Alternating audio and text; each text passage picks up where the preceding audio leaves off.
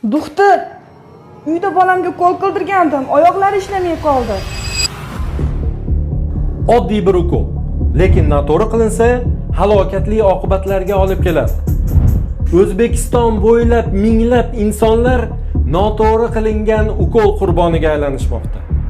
Lekin najot bor.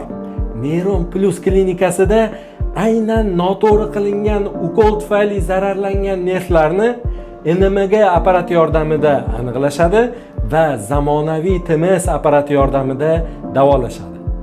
Nevropatolog Nosirjon TMS apparatini o'zini mutaxassis hisoblanadi. Aynan bu apparatni barcha sir-sinoatlarini rossiyalik professorlardan o'rgangan. Hatto hozirgi kunda nogironga aylanib qolgan insonlarni ham muvaffaqiyatli davolab bormoqda va xalqni duosini olmoqda. Agar sizda ham shunday muammolar yuzaga kelayotgan bo'lsa, ushbu klinikaga bemalol murojaat qilishingiz mumkin. Neuron Plus oyoqqa turish yo'li mana shu joydan boshlanadi.